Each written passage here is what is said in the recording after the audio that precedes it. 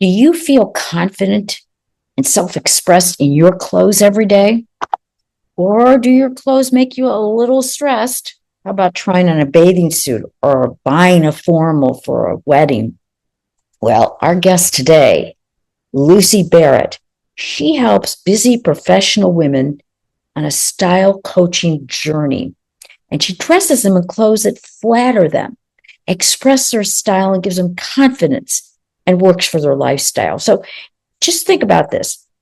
Do you want to discover your style? Maybe your lifestyle's changed and your clothes just don't reflect it anymore. Or your feelings about your appearance have alter your confidence. Maybe you want a stress-free wardrobe. I want that one. Or you have lots of clothes, and every time you open up the closet, you say, there's nothing to wear, right? There are things missing, according to our expert styling coach, Lucy Barrett. You shop without focus. That might be another thing there. So let's welcome our guest, Lucy Barrett, and she can help us all have less stress with our wardrobe. Our lifestyle is such a huge part of what we need. And if our lifestyle and our wardrobe are not in alignment, then we have these big gaps. So we don't have what we need. And our life is evolving all the time, isn't it? So I was talking to someone the other day who she got rid of all of her stiletto shoes recently because she doesn't have a need for those anymore. And sometimes we can keep things, hold on to things. But I think it's so fascinating, Jodie, the attachment, the emotion we have to these pieces of fabric sewn together with thread. It's so fascinating, and how it's almost like they have an energy in a way. And sometimes that the letting go is yes, you might be letting go of a dress or a pair of trousers or something, but there's often an energy that goes with it. It's just like sentimental items. I have some clothing that belong to my mum. I won't ever wear them.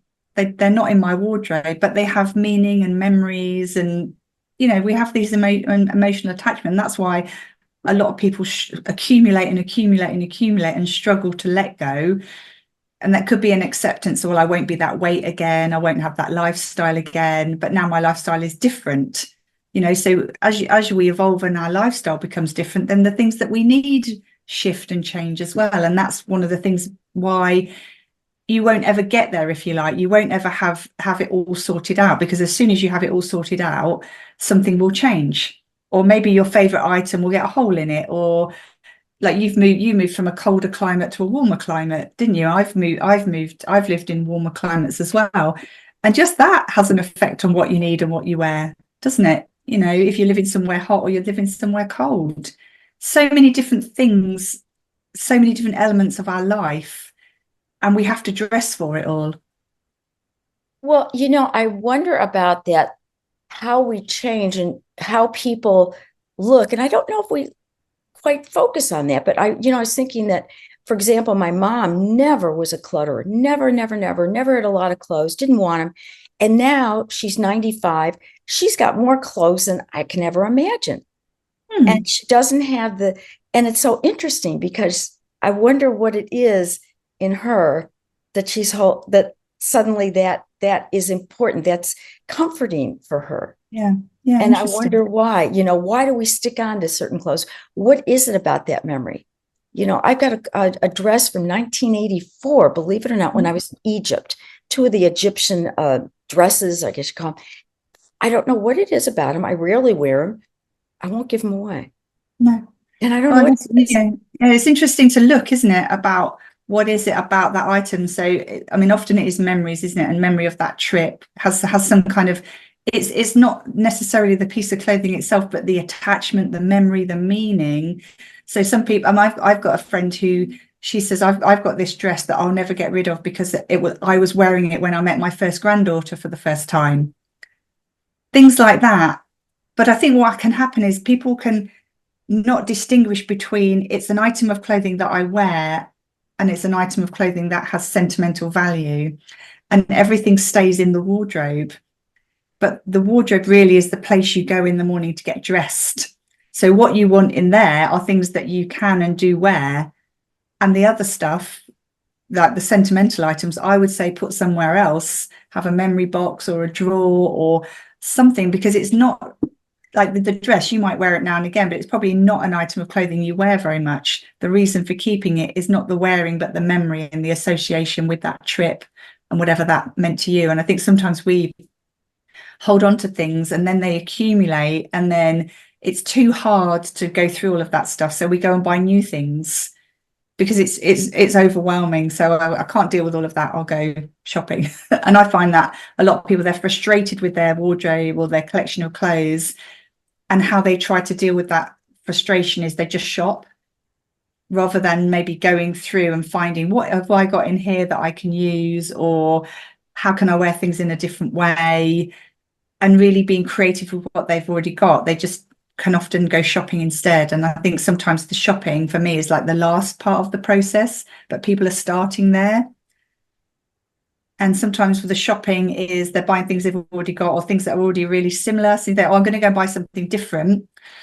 And then you come back with something that's similar to what you've already got. Or you go shopping thinking, okay, I really need to buy jeans. That is, I've identified a gap in my wardrobe. I really need to buy jeans. And they come home with a handbag or a pair of shoes or something like that, because buying jeans is hard for them. They're not sure what they want, what works, you know, and so it becomes hard. So we just go and buy something that we don't really need. So there's a whole, you know, it's a very interesting association, I think, that we have with our clothes and with shopping. And yeah, and I think now the more choice, we've got so much choice now, haven't we? In a way that makes it harder, because there's so much. And if you don't know, you don't have a sense of what works for you and who you are and how you want to express yourself, what do you do in this sea of clothing and, you know, all this choice? It almost becomes harder. Well, yeah, and especially as we, you know, most of us, as we baby boomers or ones that are 50 and over, there's certain styles that that sometimes really just aren't comfortable anymore. And yet at the same time, you know, I think that is that emotional letting go. There are people like me who are not shoppers. It's really challenging. What do you say to people like me? Well, I've then also looked, so what is it? And I don't think people should be shopping all the time. I think shopping is, you know, part of the process. It's not, and then it would be, well, you know, so what is it? Looking a bit deeper, what is it about the shopping? Is it because you don't really know what you want, so you find that difficult?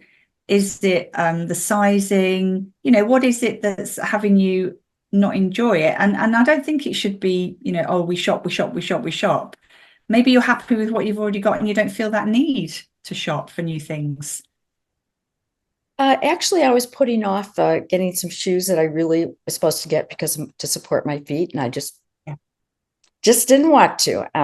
And I see what you're saying, because, and maybe there's other people like me that are listening. They're like, well, you know, I have a very small foot, and finding shoes has always been a big headache for me, because now women's size, my girlfriend is a podiatrist, owns a store here, a shoe store. And she said that the average woman's size is a 7 now. Well, I'm nowhere near a 7. I'm lucky to be a 5. So that maybe there was other women that have larger feet that have that issue. I think it's about it, you know. Yeah, and I think that is true. And I think it's we assume because someone is got a certain figure or a certain size, it must be easy for them, but not necessarily. I think it's just as challenging for every, you know, if you're looking for certain sizes, like particularly in the smaller sizes now, I think it is very challenging. And if you are petite in height and size, and a lot of the clothes in the shops don't fit, you don't want to be in the children's section. That's where the fit, that, you know, that's where the fit is, but you don't want to be in the children's section. So I think it can be quite frustrating. And obviously, if something's frustrating, we don't generally want to go and do it, do we? You know, we want to try and avoid it. You help people like me that to help them see, because one thing I really like about what you do is that you take things that you already have, and you say, you know, don't throw out the baby with the bathwater here. You can put it together. What about when you really do kind of need to go to the store? Do you kind of help them work through this? Yeah, so I think there's a process, Jodie, of, you know, the first thing is, who is that person? So that would be looking at their lifestyle, as we talked about, like what is your lifestyle? So for your footwear, what do you need? That would be, how do you get around? What are you doing? Is it train? And you've got like if you've got issues with your feet or, things like that, that gives you what you need. So it's looking at the lifestyle, looking at who is the person, what is their style, because our style is far more than the visual. And the influences on our style go far, far wider than clothing. And I mean, I was talking to someone the other day about kitchens. Would you believe it? She was talking about she would really love this minimalist kitchen. But I know her a little bit. And I said, but it wouldn't be long before you started adding plants and little knickknacks, because her style is quite eclectic, and she likes a lot of color. And so your style will be present everywhere in your home, in so many different areas, the art you like, the kind of nature you like. So really this curiosity and this exploration of who is this person that then needs to dress, I think it's so important, because you could end up with technical, oh, these colors and these styles are perfect for me technically, but they're not me. Hear that a lot, like, oh, it really feels like, when you put something on that feels really good, oh, it's just me, it just feels like me. And that's what we're looking to create in everything. So I think the first step is really, who is that person? It's not my job to tell people how to dress. It's really to collaborate and bring out, who is that person? How do they want to express themselves? How do we balance that with what they need? And then it might also be things like things you've been told or things you've read that become your style story. And they can be a bit like limiting beliefs. I was told you should never do X, Y, Z, or little sayings, aren't there? Little sayings like blue and green must never be seen. And all these little sayings that we grow up with, or maybe someone told you don't look good in that. And then we take it as almost like, or in England, a lot of the time I meet people and say, I can't wear that colour, Lucy, because it was my school uniform and I didn't enjoy school. And we have these emotional attachments to things. So it's really this exploration of, who is this person? What is their life like? What is getting in their way? How do they talk to themselves and about themselves? Because that comes into it as well. Because sometimes people talk to and about themselves in a way that they never would talk about somebody else. That kind of might be about their weight or about all different things about their colouring or whatever, and really unpicking that. And then once we've got that exploration, then okay, which colours work, which styles work? Those are the styling tools, I like to call them. And when we start putting it all together, then the picture becomes a bit clearer of what are you looking for, and then the shopping becomes more focused. So it'd be like, let's use the analogy of a meal. If you wanted to cook a meal on Saturday night and you were going to cook Italian, let's say, you would decide what you were going to cook, and then you go to your cupboards, wouldn't you, to see, of the ingredients I need, what do I already have? And then once you have that, then you've got what's missing at the end, and that's what you would then go and shop for, rather than, well, I want to cook a meal, I'm just going to go to the supermarket and start shopping. What was it for you that you find the connection with helping people with style? I think for me personally, so when I was very young, I was called names at school about my appearance. I'm talking like 5, 6 years old. And somewhere in my little brain, I decided there's something wrong with me. I'm ugly, all those kind of things. And then that did affect my confidence. And I did things, but when I was in my late 20s, and I felt like sometimes I felt good about myself and sometimes I didn't, but I couldn't tell the difference. What was the difference between that time and that time? And then in my late 20s, someone said, do you want to do this course with me? And I went, yeah, okay. I didn't know what it was. Yeah, okay. And it turned out to be a colour and style course. And it just, something resonated with me here was a practical way. And as I started to use what I was learning, here was a practical way that I could start feeling so much better about myself. And this connection between the outside and the inside, you can't separate them really. And then I just happened to be the stylist that I did this course with. They were looking for someone to train. And I just wanted to share this work. So it was almost like a practical way I found to be more consistently feeling good and confident about myself. And I wanted to share that with other people. And I just can't really, I don't know whether I can explain it, but just there's a resonance, isn't there? Sometimes, quite often you find people who are coaching or working with people, it can be that they've had a painful situation themselves, and then they found a way to deal with it and let go of it and process it. And then we want to share that with other people and provide that to them as well. And not everybody I work with has had something like that happen, but I think there are a lot of people who maybe don't really know who they are, what works for them. And this dressing is something we can't avoid doing. We have to do it. We have to do it daily. And I think if we can learn what works for us, what expresses who we are, there'd be people would be feel more comfortable in themselves, more confident. Shopping becomes less stressful and cheaper because you're not wasting. Because I think a lot of it is we're exploring who we are through clothing, but we don't really have a process for that exploration. So it's a bit random and it can be a little bit chaotic, or it can be restricted. It'd be, oh, well, I'm going to stick here because this is comfortable. But really, I feel I would like to, let's say, you might have someone who only wears neutral colours, and for some people, that's all they want to wear. For other people, it might be, there's this real aspiration to be wearing colour, but they're a little bit unsure, or, what will other people think? I don't really know what colours work. And so it can be either a random thing that's just like random, or it could be restrictive. But when you start to, explore who you are and get curious, and that's why starting in someone's wardrobe is a really great place, because in there's so much about a person in that space. And I know it's a very intimate space, someone's wardrobe. And when I go into someone's wardrobe, I'm very conscious of that, but I'm looking for the clues of, so someone might say, oh, I love this, but I don't love this, or I wear this all the time and I never wear this. But if you just stop there, you don't learn anything. So it might be, okay, so what is it about this item that has you love it so much? And then someone might start to talk about, it might be the color, might be the fit, the cut, might be a memory. And what is it about this item that you rarely wear, or when you do wear it, you're not happy? What is actually going on? And then as you go through this process, who this person, their preferences start to emerge. And then there's more clarity and more focus when you're adding or putting things together.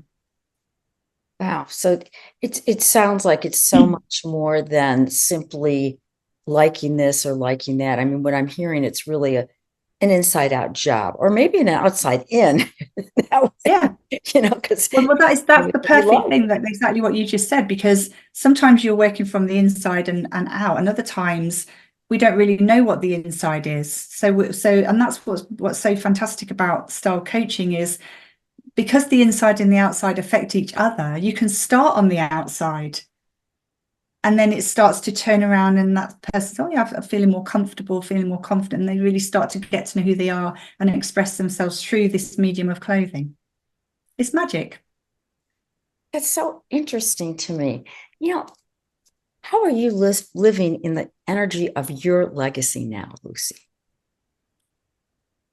I think the sharing and the contributing and connecting with other people, and because there's nothing nicer, is there, when you're working with someone and they start to feel and they feel good about themselves, maybe shift the perception of themselves that they've had for a long time, or maybe just a pure enjoyment of expressing themselves with color or the clothing, and just this I just know who I am, and I'm just going to be free. It's quite liberating to see someone start to really express themselves and get excited about themselves, get excited about what they're wearing, what they're putting together.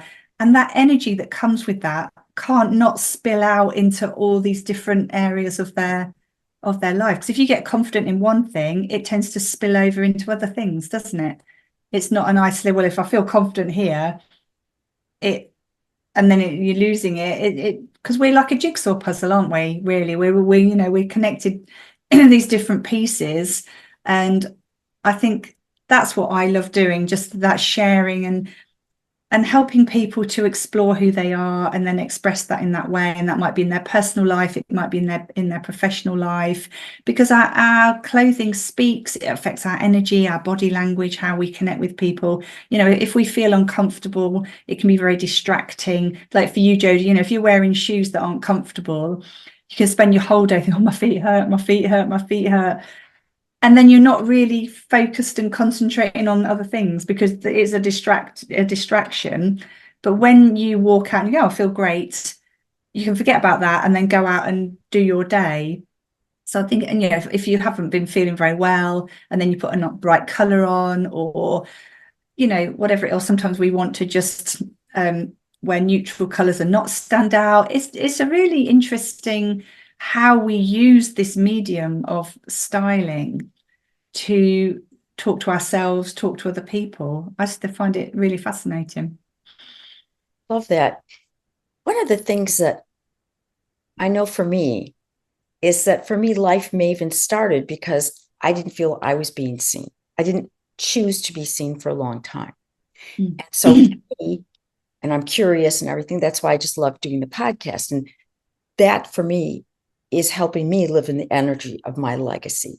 Is there a connection that you have with your past, because you had mentioned something in school that really fulfills that need in you for what you are doing?